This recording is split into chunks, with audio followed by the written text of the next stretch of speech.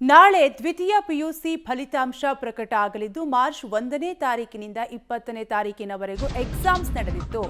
ನಾಳೆ ದ್ವಿತೀಯ ಪಿಯುಸಿ ಫಲಿತಾಂಶ ಪ್ರಕಟ ಆಗಲಿದ್ದು ಮಧ್ಯಾಹ್ನ ಶಿಕ್ಷಣ ಇಲಾಖೆಯಿಂದ ರಿಸಲ್ಟ್ ಹೊರಬೀಳಲಿದೆ. ಫಲಿತಾಂಶ ಪ್ರಕಟ ಮಾಡಲಿರೋ ಎಕ್ಸಾಮ್ ಬೋರ್ಡ್ ಮಧ್ಯಾಹ್ನ 12:30ಕ್ಕೆ ಸುದ್ದಿಗೋಷ್ಠಿ ನಡೆಸಿ ಫಲಿತಾಂಶವನ್ನ ಪ್ರಕಟಿಸಲಿದೆ.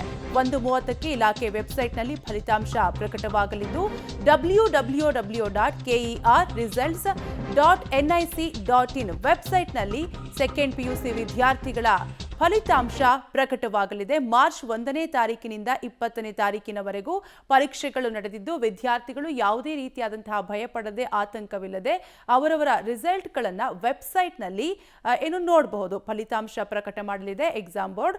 ನಾಳೆ 1:30ಕ್ಕೆ ಇಲಾಖೆ ವೆಬ್ಸೈಟ್ನಲ್ಲಿ ಫಲಿತಾಂಶ ಪ್ರಕಟವಾಗಲಿದೆ. ನಾಳೆ ದ್ವಿತೀಯ ಪಿಯುಸಿ ಫಲಿತಾಂಶ ಪ್ರಕಟವಾಗಲಿದ್ದು ಮಾರ್ಚ್ 1ನೇ ತಾರೀಕಿನಿಂದ 20ನೇ ತಾರೀಕಿನವರೆಗೂ ಸೆಕೆಂಡ್ ಪಿಯುಸಿ ಎಕ್ಸಾಮ್ ನಡೆದಿದ್ದು ನಾಳೆ 1:30ಕ್ಕೆ ಇಲಾಖೆಯ ವೆಬ್ಸೈಟ್ನಲ್ಲಿ ಫಲಿತಾಂಶ ಪ್ರಕಟವಾಗಲಿದೆ. ಏನೇ ಆದರೂ ಕೂಡ ಯಾವುದೇ ರೀತಿಯಾದಂತಹ ರಿಸಲ್ಟ್ ಪ್ರಕಟವಾದರೂ ಕೂಡ ವಿದ್ಯಾರ್ಥಿಗಳು ಆತಂಕ ಪಡದೆ ಭಯಪಡದೆ ತಮ್ಮ ರಿಸಲ್ಟ್ಗಳನ್ನು ವೆಬ್ಸೈಟ್ನಲ್ಲಿ ನೋಡಬಹುದು.